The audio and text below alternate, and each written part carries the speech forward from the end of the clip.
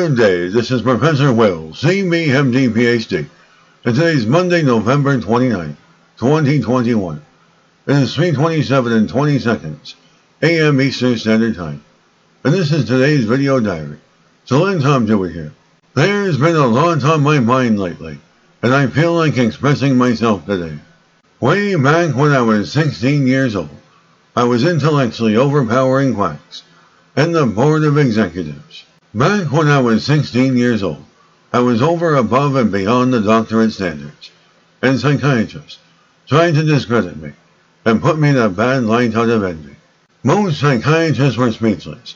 End result, psychiatrists tried extra hard to shut me down by repeatedly drugging me with chemical lobotomies in order to retaliate against me and shut my motor skills down, so I wasn't able to public speak, function, and to wipe out my memory, so I wasn't able to defend myself at board of hearings, and a reason to make me look and feel sick.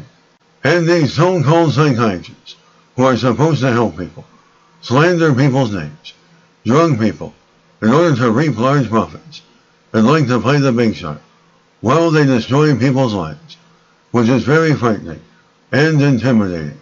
Most of these psychiatrists have fixed, rigid and twisted grandiose beliefs about the profession. They are superficially practicing. They are brainwashed and follow the American Billing Bible, called the DSM, Diagnostic Statistical Manual, quack study to falsely diagnose people. The DSM is a fabricated book of diseases psychiatrists and pharmaceutical companies created to reap large profits and make a profitable business by defrauding the public.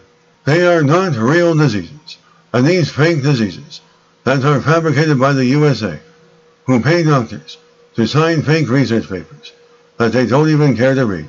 And these doctors are called ghostwriters, and they provide fraudulent research papers in order to make the pharmaceutical companies and psychiatrists look like real medical doctors, and then falsely medicalizing everything, creating a DSM of fake diseases that are voted in by groups of superficial, quack psychiatrists who know nothing about science or medicine.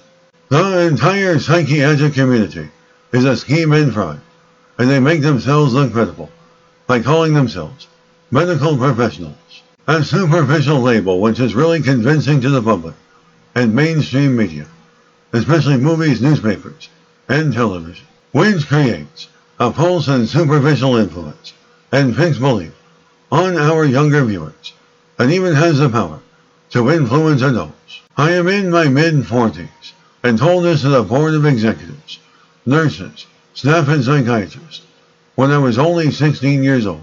I am like 6'4", and it is known in scientific studies that taller humans have bigger brains, higher IQs, and extensive amounts of special growth hormone to make all that possible.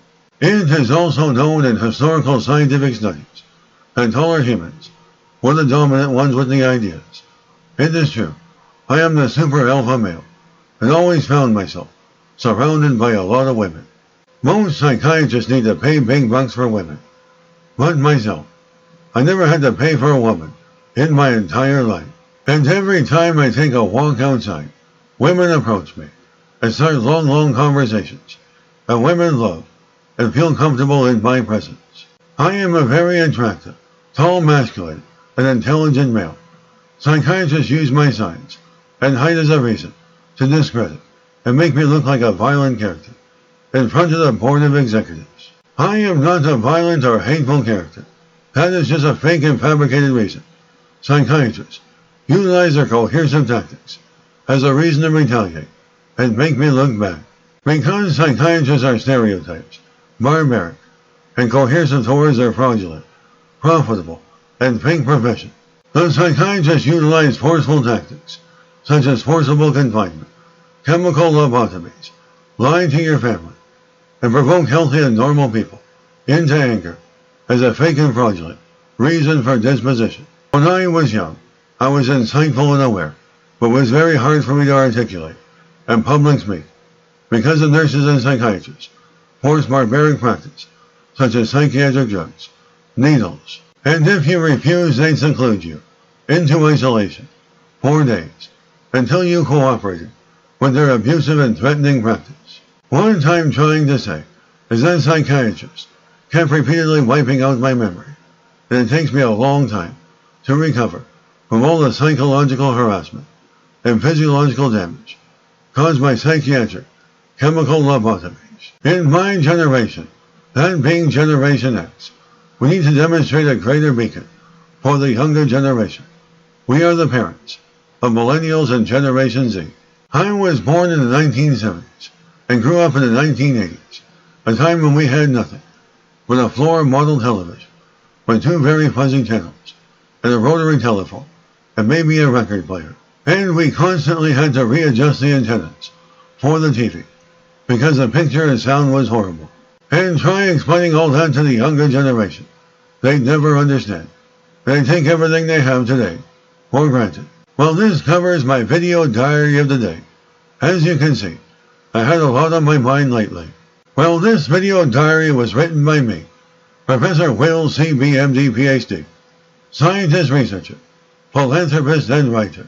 My video diaries mean a lot to me, and was written for educational purposes only. Hope you enjoyed listening. Until next time, have a great day.